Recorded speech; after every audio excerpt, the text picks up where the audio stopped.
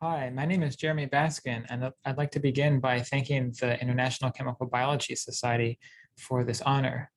And I'd like to tell you a little bit about my lab's research in the next few minutes.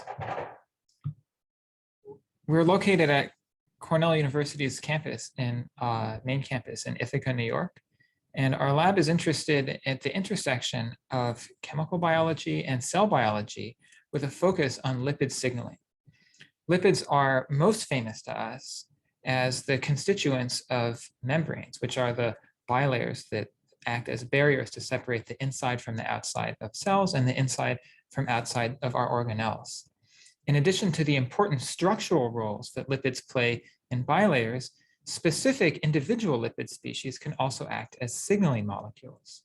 So in our lab, we're really interested in developing tools to be able to understand specific aspects of the biology that signaling lipids can undertake and apply those tools in order to discover new roles for those signaling lipids in biology.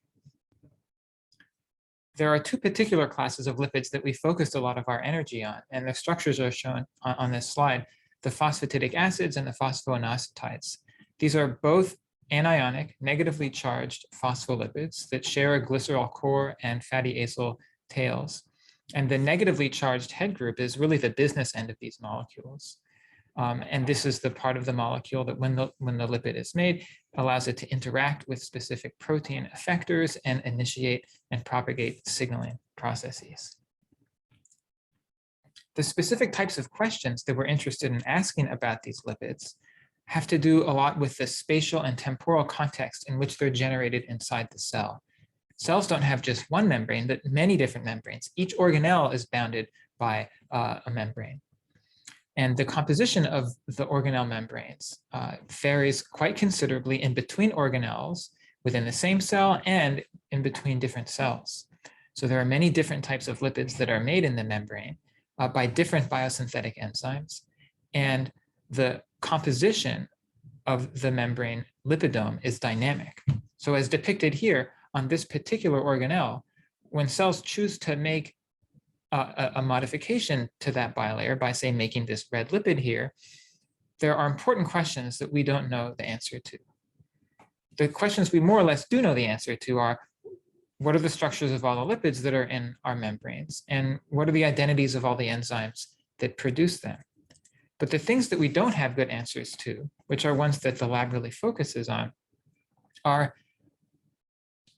understanding exactly which organelles inside of the cell are the ones where signaling lipids are made. For example, when the red lipid is made by its biosynthetic enzyme being activated, is it made at the Golgi complex or the endoplasmic reticulum or the plasma membrane?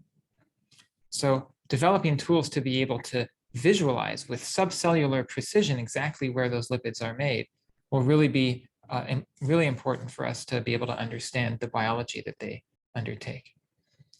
Other important questions have to do with the regulation of the production of different lipids. So we know the enzymes that make the lipids, we know their identities, but we don't understand fully how these enzymes are turned on and turned off in response to environmental cues and other stimuli. And the other major question having to do with lipid metabolism that we don't really understand is how lipids are transported from the place that they're synthesized to their final destination. Lipid biosynthesis occurs on many organelles, but largely concentrated in the endoplasmic reticulum, but all organelles have full lipidomes, and the machineries that transport the lipids, which are hydrophobic entities, from one organelle to the other through the aqueous cytosol is a really active and ongoing area of research. And finally, we're also interested in understanding, what does it mean for cells to make lipids in one place or another? What does it mean for the red lipid to be made at the Golgi complex versus at the plasma membrane? So how does the location of the lipid control its biological functions? In order to address these questions, a major focus of our effort has been the development of new chemical tools to understand these types of, and to answer these types of questions, with the focus on specific signaling phospholipids. And in particular, we've developed two general types of tools to visualize the production of signaling phospholipids and tools to control or manipulate their production.